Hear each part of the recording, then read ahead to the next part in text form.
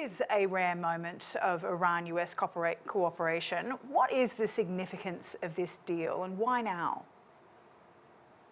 Well, it is as significant as one step, I would call, towards de-escalation. The Biden administration has tried outreach with Iran for the past 2 and something years, since essentially the beginning of the presidency. They did miss, I think, a window of opportunity with the previous administration, the more pro-diplomacy administration in Tehran, but nevertheless, now this has been part of their approach. This specific deal took more than a year, many rounds of indirect negotiations. It's been very complex, as your correspondent was also saying, and eventually with the many steps that were choreographed, the money had to go from South Korea to Qatar and then be transferred to Europe and then transferred to Qatar, and the prisoners essentially handed off in Doha, and it seems like this is the time that it eventually culminated. And their release was dependent on the transfer of the almost $6 billion in Iranian funds earned from selling oil to South Korea to banks in Doha. Blinken says the funds will be used for humanitarian purposes and that the US has a way of ensuring so. How can they guarantee that? How can they make sure that the money will be used in the way that they say it will be? And is it fair to say how it's going to be used, given it's Iranian money after all?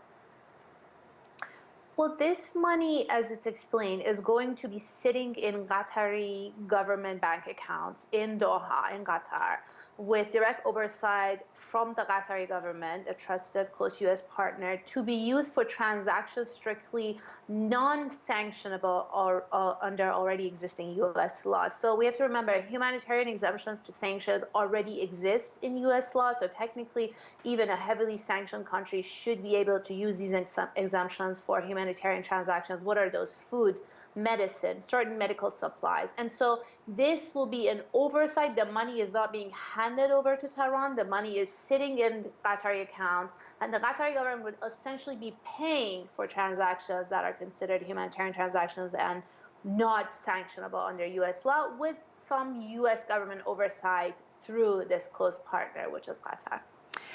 As soon as the plane carrying the US citizens landed in Doha, US President Joe Biden announced new sanctions on Iran. What do you think Biden's strategy is behind this? Well, we have to remember a lot of foreign policy is also domestic. We're heading into U.S. elections. The season has already started, and there is going to be a big fight, at least between the two parties. Republicans have been criticizing the president since this deal was announced in August. And so I think there's a little bit of a balancing act, but then at the same time, these sanctions are also against those who are perpetrating this sort of hostage-taking or wrongful detention of dual national or American citizens, essentially, in Iran. So I think it's a double message that, yes, we're willing to engage, to take this diplomatic step, but at the same time, this is a horrible practice. It needs to stop. It's not something that we support. They did what they had to do in the real world, but at the same time, it's not something that they necessarily support when it comes to the Iranian policy towards these dual nationals. US Republicans and Iranian activists have condemned the swap, saying it will only encourage more hostage-taking. What do you say to this? Do you think this is more of a reflection of the domestic politics you're talking about, or is there a real concern there?